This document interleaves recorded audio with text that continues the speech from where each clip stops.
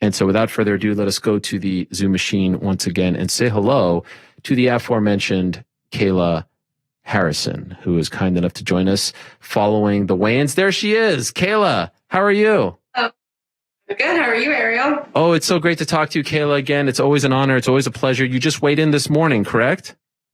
I did, yeah. What's so funny? Why are you laughing? You're just so hospitable. Well, I am very... it says our meeting is going to end in 10 minutes. That's not a good thing. Is that really going to happen, guys? I hope not. We've got Kayla Harrison here, the two-time... I don't know. What? We're having some technical... Was that for me? I don't know. We're about to find out. If not, we'll reconnect. Okay. And I know you've got a ton of interviews today. First, can I just say this, Kayla? I want to say something to you, and I want to say something to the public as well. This, as I drop my pencil here, this is very important for me to say. You are a member not only of PFL, but you are represented by Dominance MMA, correct? Correct. And I used to have a tremendous relationship with the leader of Dominance MMA, Ali Abdelaziz, the well-known manager. Had a very good relationship with him for many, many years when he was managing guys working WSOF, et cetera, et cetera. In 2000 and I do believe 19, for whatever reason, I have my theories, that relationship disintegrated to the point where he told all the fighters at Dominance MMA to not speak to me anymore. They are not allowed to speak to me. Now, they speak to me privately, but they can't come on my show for whatever reason. I think they're losing out more than I am, but the fact remains I would love to have them on. He has said, you cannot talk to our fighters. I'm going to ban you from talking to our fighters. There's one fighter on that roster of maybe 70 fighters now, one fighter who, pardon me for saying, has the balls to say, I am the actual client here. I am the one paying my management team. I do whatever I want. I'm a two-time Olympic gold medalist, for God's sakes. I'm an undefeated MMA fighter. Put me on this camera right over here. I am the freaking woman. I tell you what to do. There's only one on that entire roster of legends who tells them what to do and who comes on my show and talks to me. And that's why I don't care if I'm a journalist or not, Kayla. I don't care if I'm supposed to be unbiased. I'm a fan for life because I respect you so much for doing what you're doing, for having a spine, and for sticking up for yourself, and honestly for sticking up for me. So I just want to say thank you. It means a lot to me whenever you come on the show. Oh, well, I'm glad you got that off your chest. I've wanted to get that off my chest for 2 years now, Kayla. But unfortunately, on my other job, I could not do that. I couldn't break the fourth wall like I can now. And for you to say, because let's be honest, it has been said to you not to come on my show, and you have said, no, I call the shots here. I do whatever I want. I can't tell you how much that means to me. I can't tell you. Honestly, I am forever grateful for you. Well, I'm glad. You're welcome. It's not really, I mean, I like you, Ariel. I think you're great.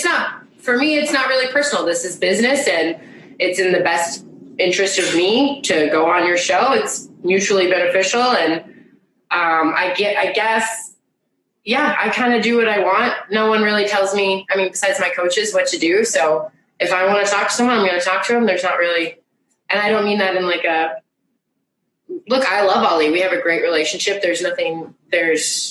It's nothing personal to anyone. I'm just going to do what I'm going to do. No, I know. And I'm not trying to put you in an awkward spot. And just even for the record, I told you beforehand that I wanted to bring that up because it just means a lot. And I'm not going to harp on this anymore. The whole thing is ridiculous. It should end. He unblocked me. I don't know if that's a sign of good things to come. The thing couldn't be more dumb. So let's not harp on it anymore. I just wanted to get it off my chest.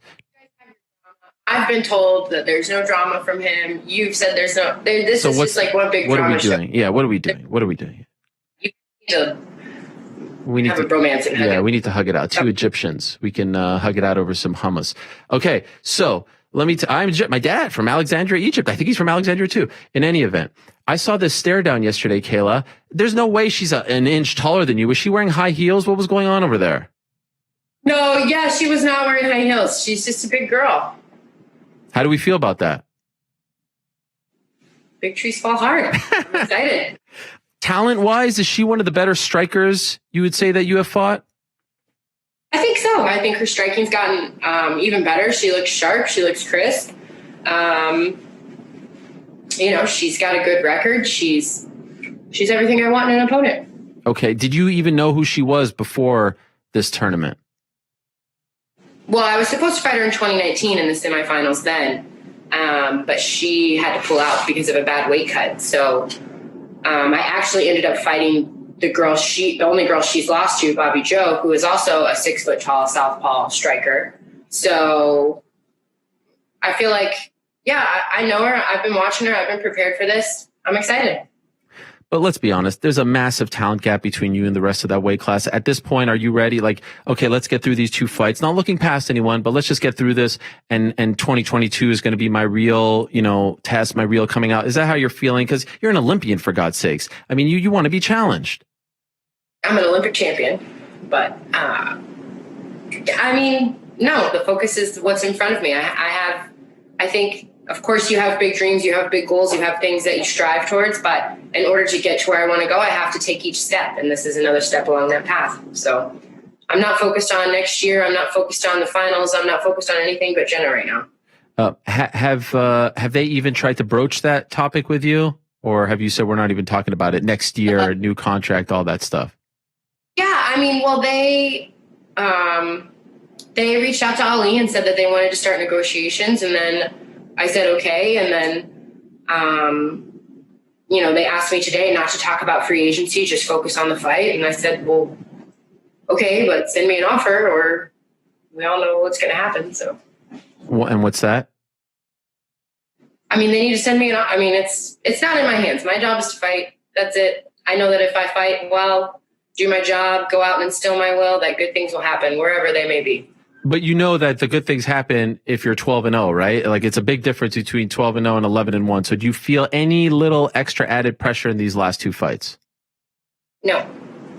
How are you so damn confident? Have you ever been in an Olympic final? Yeah. Have you ever been in an Olympic race? No, I have not. I don't know if there's much more pressure than that. I mean, I'm sure like surgery and stuff is a lot of pressure, so maybe that, but I train very hard. I train hard. I work hard. I believe in myself. I have all the keys to success. All right. Has the pressure in any of these fights, maybe the first fight that you ever had in MMA, maybe one fight has it at any point reached the level that you felt in the Olympics, or does this all kind of feel like cake to you? I was pretty damn scared my first fight. My first fight was pretty intense just because it's the unknown, it's the, what the hell am I doing? Why did I sign up for this? Oh my God. Like pretty intense. But since then I've kind of learned to control my nerves and calm the quiet, calm the storm. And, no, I feel like a professional now. I feel like how I did in judo, I got to the point in judo where I was in so many finals. I was competing all the time. I was, repeating this process over and over so that it became my normal. Being in a high pressure situation became my normal. Being in the finals with, everyone watching became my normal. And that's how I feel in fighting now. I feel like this is my normal. Do you love MMA? I do. Why do you smile when you say that? Because, it's just like such a bizarre, my life is a very bizarre story where I didn't really ever expect to end up here. I always used to say that judo is my love, judo is my passion, and judo is my first love. It'll always be like my first boyfriend, but MMA is like my forever love. I don't know if I can quite describe it. It's there's something very, it speaks to the warrior in me or something to go out there and to try and be the very best possible version of myself inside of a cage versus another human being. I don't know. There's something, maybe I was a gladiator in a past life or something. I'm not sure. The reason why I asked that question is because when you did the press conference, I remember after your second gold medal, you weren't that into this thing. So are you surprised at how much you love it? I am. I'm pleasantly surprised by how I found my footing in MMA. I didn't really think it was going to be for me. There's a lot of trash talk. There's a lot of negativity. I feel like there's a lot of bad vibes that can be swirling around in here. It's also a little bit like the Wild Wild West, and there's money involved, so people get nasty and greedy, and it's just kind of like it can bring out the worst in people. But in my experience, I found it to bring out the best in me. I found the right place. I found the right coaches. I found the right crew. I found a home for myself, and for the way I choose to live my life. And it's brought out the best in me. So we have this weird thing was, we're a new operation here. We had 3 years off. I don't know if you know this. We're going to call you right back because our thing is about to end. I'm sorry for this. We will get you out when you need to get out, but I don't want to cut you off mid-sentence. So I think that they're going to reconnect with you here. If you could just go back. What do I tell Kayla, guys? I don't know what to say to her. This is a little embarrassing. What do I say to her? We're going to call you right back. I don't know how you call someone on Zoom, but we're going to reconnect with you. Okay. We're just a little operation. This would never happen. No, I'm just joking. This is, if you only knew. I mean, remember the time that, the phone numbers? Yeah, that wasn't fun. We're going to reconnect. We're going to reconnect here in a second with Kayla Harrison. Zoom is a new thing. When we did this show back in the day, there was no such thing as Zoom. It was a new thing, that only really emerged in the last year and a half or so. Thanks to the pandemic, of course. I love her confidence. I love her fighting ability. I love her promos. I'm just going to tell it like it is. I root for Kayla Harrison, and maybe I'm biased because, hey, she helped me out. And I'm a human being. I'm not a robot here. I have feelings and emotions as well. And so when someone sticks their neck out for you, you want them to succeed as well. And this is this is Helwani. This is independent. I have love for everyone. I mean, if Dana White wanted to sit right here, I would give him a hug, for God's sakes. I would kiss him on his forehead. I got love for everyone. Ali as well. Come on, let's hug it out. Life is too short for this nonsense. YOLO. Anyway, I think we're back with Kayla. She is joining us via Zoom. Okay, we're framing her up. My bad. Yes, I have love for everyone. There's no hate in this heart. There's no hate in this heart whatsoever. I mean, do I... No, there's no way. I'm just kidding. So that's tomorrow, by the way, on ESPN and ESPN Plus. Bellator on Friday, UFC on Saturday. So one of those rare weekends where we get 3 of the best promotions in the world, arguably the top 3, competing in consecutive days. Back to Kayla, as we just had to take that little brief pause for station identification. I always wanted to say that. Hello, Kayla. Welcome back. Hi. Can I ask you about the Olympics? About now. Oh, I was just saying that I love everyone. If Ali came in here right now, I would say, you know what you did to me was pretty damn crappy over the last 2 years, but I still love you. All right. I still want to hug it out with you, even though you're saying you want to ban me. All love, Ariel. All love. It's right here, as Mazzagatti would do. Right there. It is. We're parents, Kayla. You and I, we're parents of multiple children. We don't have time for this nonsense. We don't have time to get, There's no time for drama. And I feel like you set a good example when you teach your kids to love your enemy or love your neighbor and let the past be the past. Forgiveness is a very powerful weapon. Yeah, it really is. In fact, when I heard that Ali was in the hospital with COVID, I sent him a message and it never went through because apparently he blocked me on his phone. I mean, could you believe that? Oh. In any event, Kayla, Olympics, Tokyo, that was weird, right? I couldn't really get into it. It just felt there was something sterile and just sort of off about it, right? Yeah, I mean, I'm proud of our team, Team USA, but I think, it was a very different time. Definitely not anything like what I experienced. I'll say that much. Very different. Did you talk to any of the Olympians? Are you in contact with any of them? And yeah. I mean, I talked to. I have really good. One of my best friends competed in judo at the 52 kilo weight class. I didn't really talk to her about her experience, but I'm sure it was different from when she was in Rio. Right. Did you miss when this was? This was your first one in 4 Olympics, right? Dating back to that you weren't a part of. Was there a party that's like, oh, I kind of missed that, or you're done? Like it was out of your system, all good?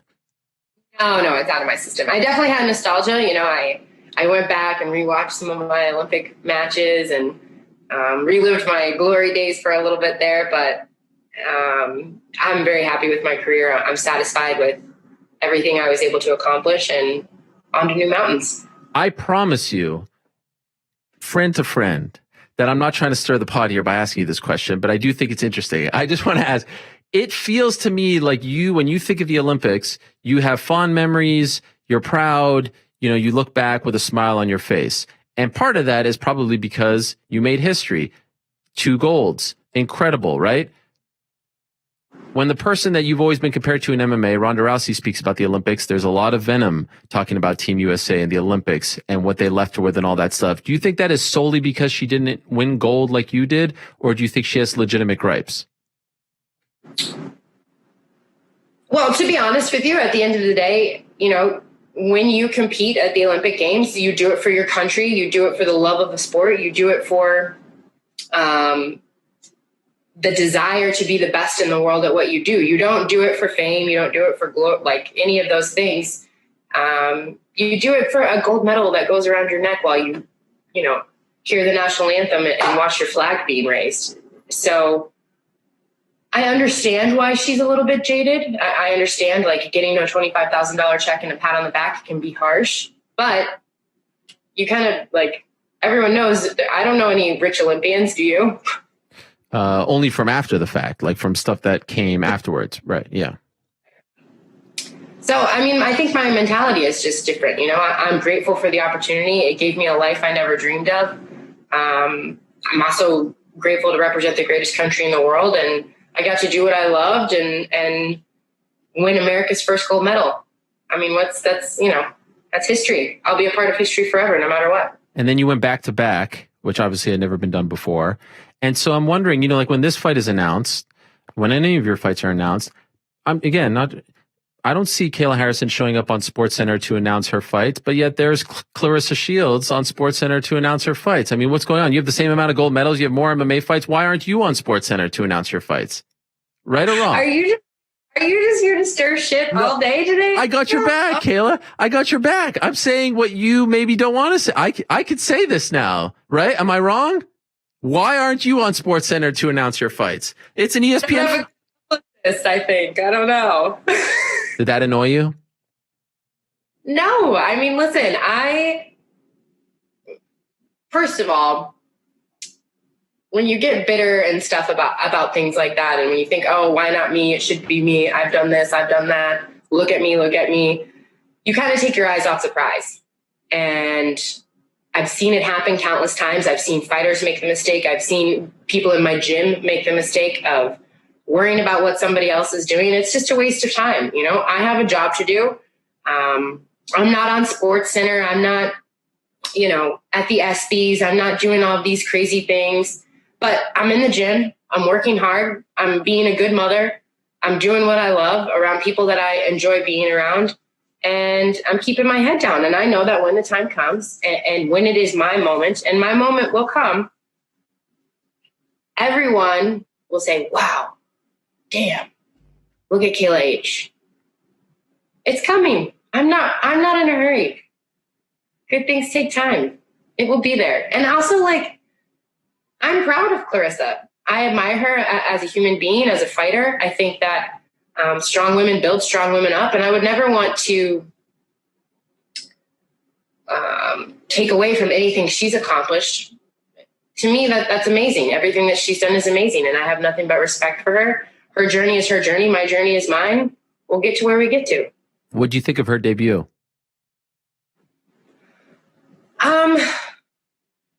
I was a little, you know, she has holes. Expected? I think they were expected. I think I was surprised a little bit. I think when